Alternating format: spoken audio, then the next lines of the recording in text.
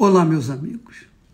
Que Deus abençoe, faça iluminar o seu entendimento para a compreensão da palavra dele, da vontade dele para a sua vida. E é óbvio, se você tem juízo, você vai obedecer. Se não tem juízo, deixa para lá. Já sabe que vai colher o fruto do que você plantar.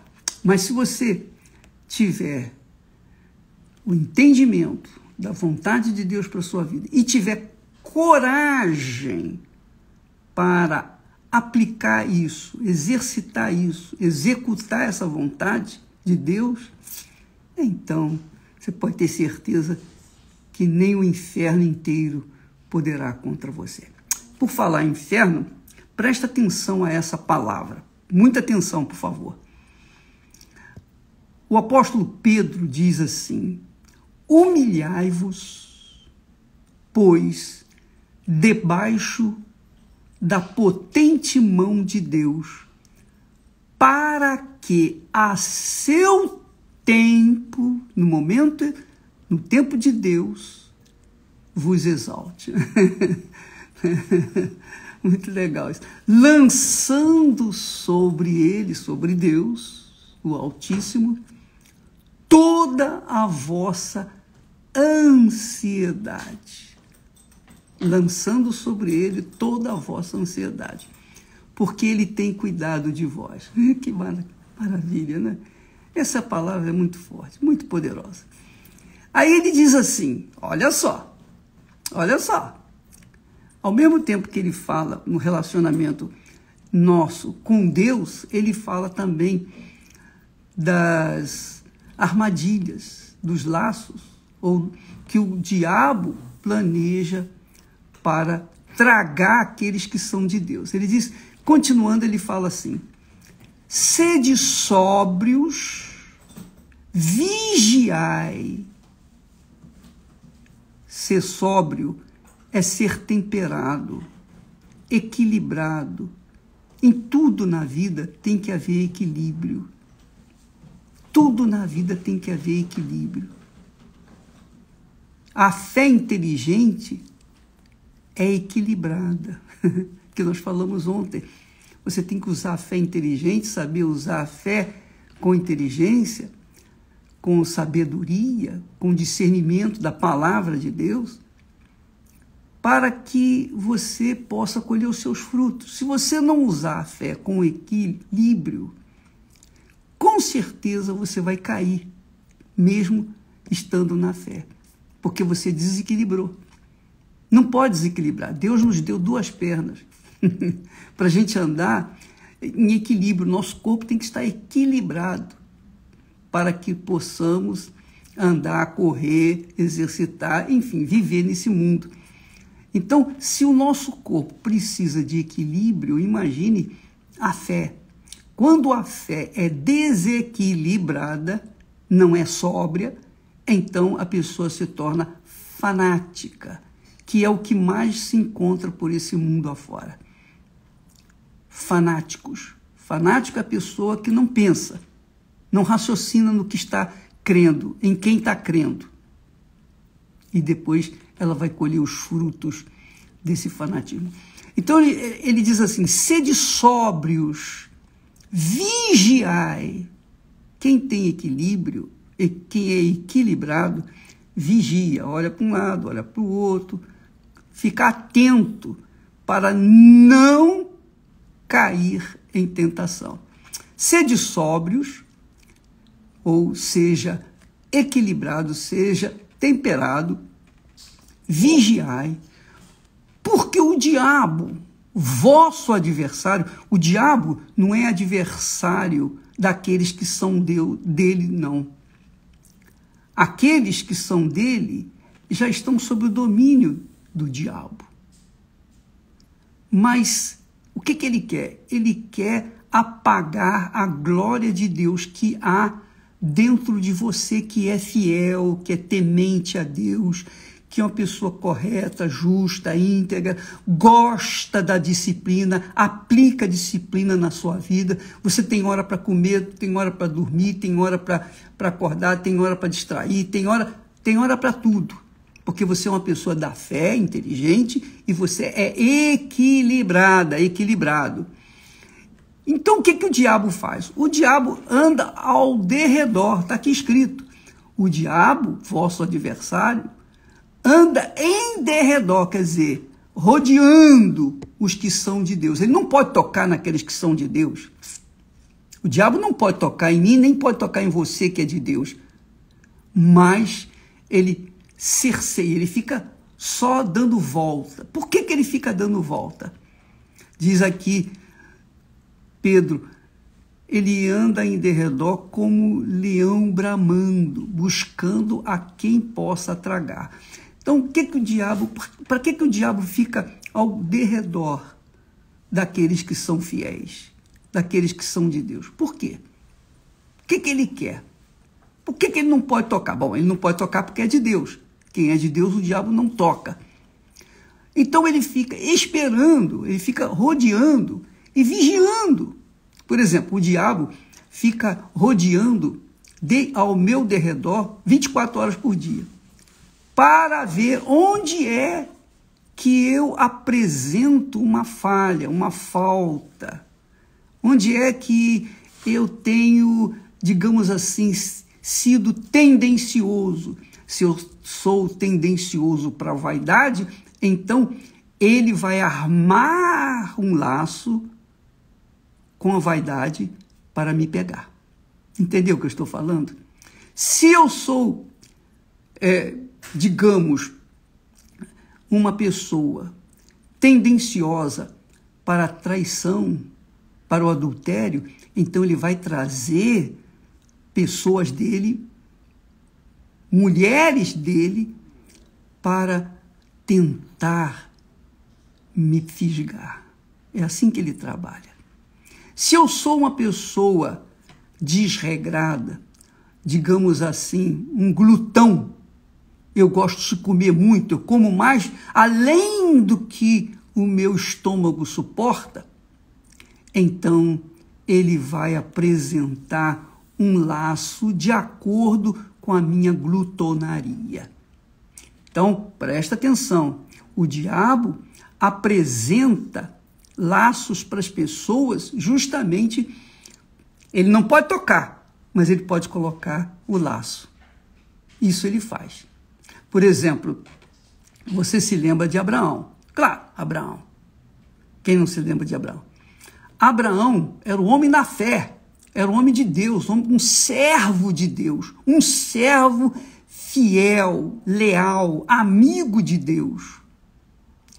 Mas Abraão também caiu no laço do diabo. Quando que ele caiu no laço do diabo? Porque o diabo viu que Sara era estéril e o tempo estava correndo e ela estava envelhecendo. Então o diabo soprou com certeza na cabeça da Sara e disse para ela: ó, Sara, por que você não gera filhos através da sua serva? A serva Agar, por exemplo, era tão bonita, você pode gerar filhos através dela. Deus falou que fará de vocês uma grande nação, mas ele não disse que sairá de dentro de você, exatamente. Deus tinha falado exatamente isso, falar de você, Abraão. Vai nascer uma grande nação. E quando ele falava de Abraão, ele estava falando também para Sara, porque os dois eram um só corpo, uma só carne, uma só pessoa. Mas o diabo usou Sara para instigar Abraão, falar para ele: ó, Abraão, tenha filho com a minha serva. E Abraão, atendendo a sua paixão, o seu amor imenso por Sara, porque Abraão era um apaixonado por Sara, e Sara queria um filho. Já que eu não posso ter filho, dizia ela, então uma empregada minha vinha ter filho e eu sou a mãe dessa criança. Porque naquele tempo era assim que funcionavam as coisas. E Abraão caiu no laço da conversa de Sara e teve um filho chamado Agar, com a sua serva. E esse filho veio a ser um laço para Abraão, um laço para Sara, porque depois Sara se arrependeu. Depois Sara, aí já era tarde, acabou, caiu no laço. Quer dizer, mesmo Abraão, com toda a sua afinidade, amizade, com toda a sua, digamos, intimidade com Deus, mesmo assim, ele caiu no laço do diabo. Então, quando Pedro fala assim, sede sóbrios, vigiai, minha amiga, meu amigo, você pode ser cheia do Espírito Santo, mas se você não vigiar, você vai cair. Eu posso estar cheio do Espírito Santo, mas se eu não vigiar, eu também posso cair, com certeza. Então a gente tem que ser sóbrio, quer dizer, temperado, quer dizer, equilibrado na nossa fé, para não nos deixarmos levar pelas facilidades. Porque Sara apresentou para Abraão uma facilidade. Bom, já que eu não posso ter filho, usa a minha serva. Viu? Como o diabo trabalha? Ele cerca, ele anda ao derredor, bramando como leão, só pesquisando a necessidade que a pessoa tem. Se você é uma pessoa, por exemplo, que quer ser rica, você quer ser rico, você tem uma ambição de riqueza. Então o diabo sabe que você, mesmo sendo cristã, e você deseja essa riqueza, ele vai abrir oportunidades para você. Oportunidades, facilidade. Ele vai tornar fácil as coisas para você. É isso aí. E, obviamente, você vai se entregar, porque você vai pensar assim, mas isso é de Deus. Poxa, eu criei, eu orei, Deus está me dando. A gente pensa que é de Deus, mas não é. Então, deixa eu falar para vocês uma coisa. Eu ontem comecei a falar sobre a minha experiência, que eu também fui, quase caí no laço do diabo. Olha só, eu era jovem, então, e eu queria me casar, já cheio do Espírito Santo, já querendo fazer a obra de Deus, eu estava buscando uma auxiliar, uma pessoa que viesse ser parceira minha para me ajudar a ganhar almas. O diabo sabia disso. E ele ficou esperando. Até que um dia, eu lendo a Bíblia, eu vi aquela palavra lá que Jesus falou em João 15, 7. Ele diz assim, se vós estiverdes em mim e as minhas palavras estiverem em vós, pedireis o que quiserdes e vos será feito. E sabe o que eu fiz? Eu coloquei a palavra de Deus, abri a Bíblia naquela página, mostrei a palavra para Deus e falou, Senhor, eu quero essa criatura. Sabe quando a pessoa está cega? Eu quero porque quero. Eu não quero saber se é a tua vontade, é a minha vontade. Eu não disse isso claramente, mas eu, com a minha vontade ávida, muito forte, me fez usar a própria palavra de Deus para cobrar de Deus uma promessa que ele tinha feito. E o que aconteceu? Ele me deu. Ele deu aquilo que eu queria. Só que, ao longo do nosso namoro, que não durou, entre namoro e noivado, nós levamos, e quase casamento, nós levamos cerca de, no máximo, 4 meses. No máximo. Então foi tudo muito rápido. Bom, é a vontade de Deus, eu vou casar, é isso aí. E eu enfiei os pés pelas mãos, enfim. Me atrapalhei e fui em frente. Comprei móveis e tal. Ela trabalhava, nós juntamos os nossos cacos e começamos a investir na nossa casa. O que deu? Dentro do meu coração, dentro do meu ser, na minha mente, havia, no entanto, um resquício de dúvida com respeito se era ou não aquela jovem para minha esposa, se era vontade de Deus ou não. E aquela dúvida foi desenvolvendo. Mas a minha fé na palavra de Deus estava firme. Não, está escrito, eu pedi, Deus me ouviu. Como a gente é criança infantil, como a gente é tolo, né? Mesmo com a fé, a gente é capaz de cair na trampa do diabo. Mesmo com a fé, a gente é capaz de cochilar. Eu cochilei e eu não vigiei.